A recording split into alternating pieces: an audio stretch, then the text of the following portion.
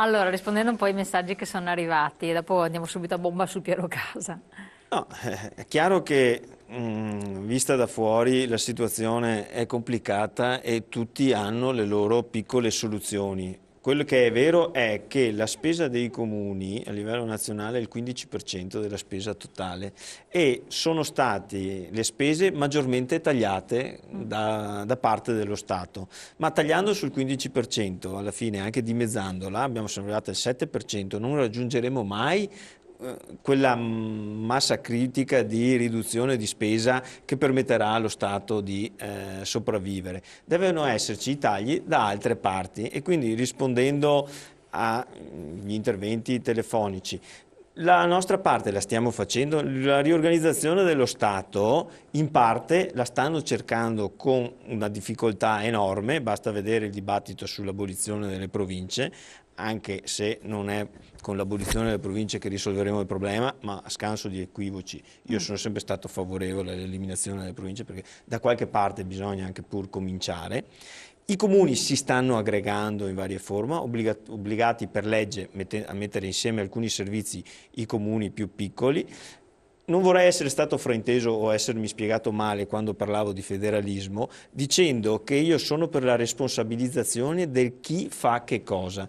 Io ho questi servizi, ho le entrate proprie per fare questo tipo di servizi e rendo conto ai cittadini che amministro per quei servizi che ho erogato. Diversamente con i trasferimenti, come è avvenuto fino adesso, si arriva alla deresponsabilizzazione di quello che faccio. Io voglio chiedere i soldi ai cittadini per la mia parte e rendere conto di questo. Questo è quello che piacerebbe a me, ma che piacerebbe all'Anci Veneto, che piacerebbe a tutti i sindaci. È chiaro che di concerto deve esserci una riduzione della tassazione nazionale. Beh, sì, Quello questo che è non è fondamentale. stato, perché cos'è successo?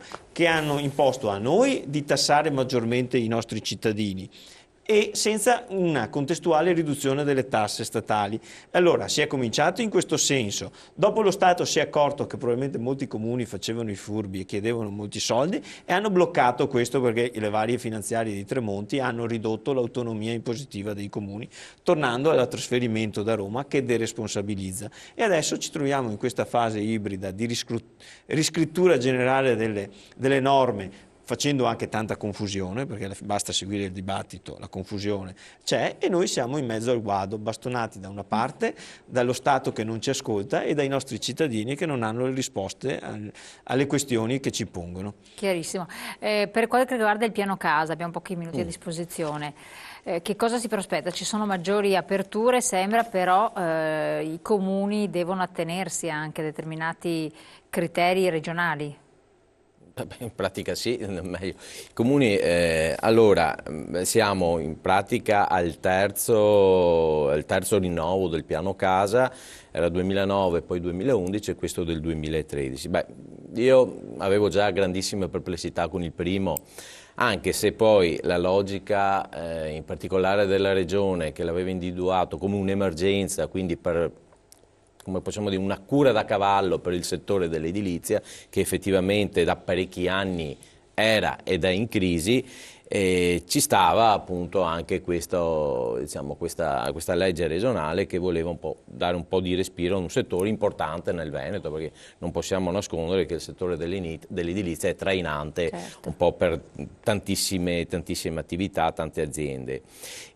Però era una cosa, diciamo, doveva essere un'emergenza, doveva durare un periodo e in realtà invece questo è stato prorogato e adesso viene nuovamente riprorogato e si arriva per altri 3 anni e mezzo essenzialmente, poi si vedrà.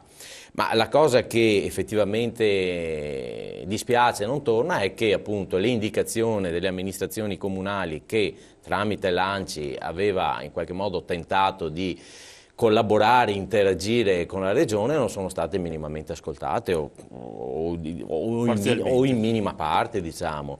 E quindi, almeno per quanto mi riguarda, insomma, così come è uscita la legge, E c'è il rischio effettivamente che se mentre nel primo probabilmente c'era anche, come posso dire, un'esigenza delle singole famiglie di ampliare un po' l'abitazione, creare queste 2 stanze in più, diciamo, per i figli e ci andavi incontro, oggi a mio avviso il piano casa rischia effettivamente, in particolare anche per le zone agricole, di creare delle mini lottizzazioni in area dove i comuni avevano redatto un piano regolatore dove c'era una pianificazione urbanistica che magari invece erano aree che aveva tutelato.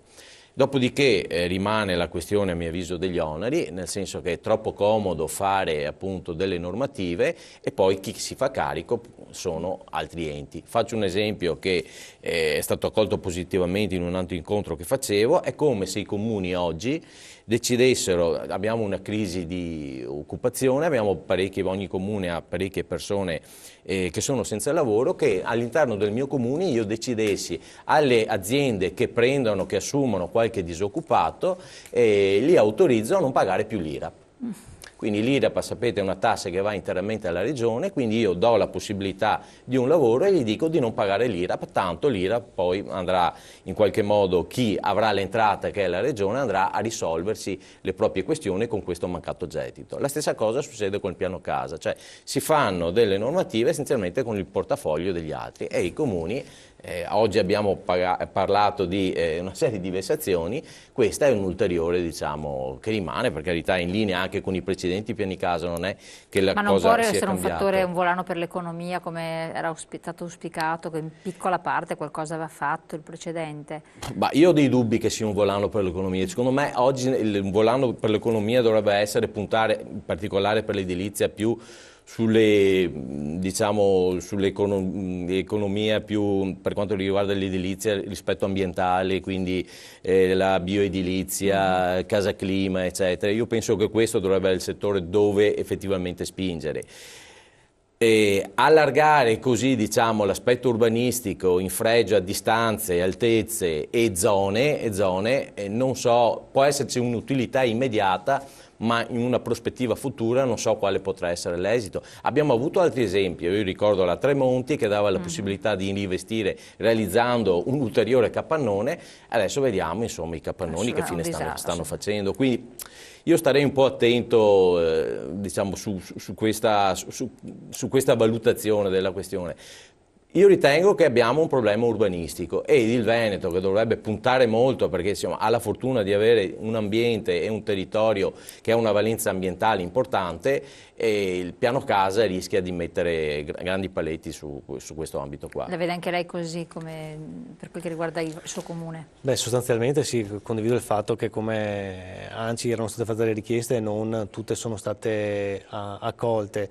Un qualche effetto sicuramente ce l'avrà, però non è questa la cura a livello generale, nel senso che se cerco di avere entrate immediate, anche sfruttando magari, non in tutti i casi perché degli effetti positivi sicuramente ci saranno, ma in maniera intensiva anche il territorio da un lato, e le estendo sempre a livello generale, se cerco di aumentare le entrate tassando ulteriormente i cittadini, tagliando ulteriormente gli enti e quindi non investendo, questa non è la strada giusta. E qui mi riallaccio alla legge di stabilità, dove sinceramente auspicavo di vedere anche cose semplici ma che potessero essere il volano veramente per investire invece non ci qualcosa in più.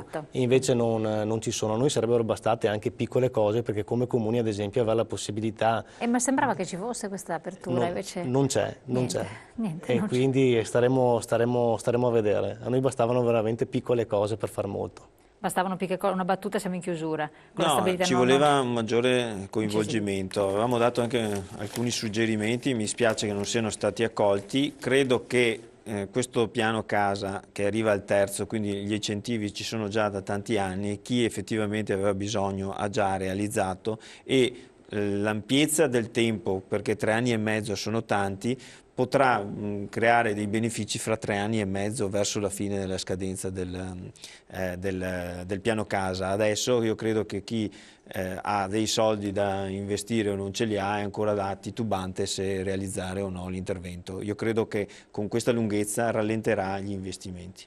Detto questo, io ringrazio i nostri interlocutori, ringrazio voi che ci avete seguito. Come sempre vi invito a partecipare alla trasmissione di questa sera alle ore 21, dalle 21 alle 23 in diretta con i vostri messaggi, le vostre telefonate. Parleremo di attualità, parleremo delle manifestazioni che si stanno svolgendo sul territorio, che intenzioni hanno e chi invece la intende anche in modo più pacifico ma progressivo, cercando di cambiare anche la mentalità delle persone con i nostri ospiti in studio. Grazie ancora di averci seguito, di aver partecipato, a presto.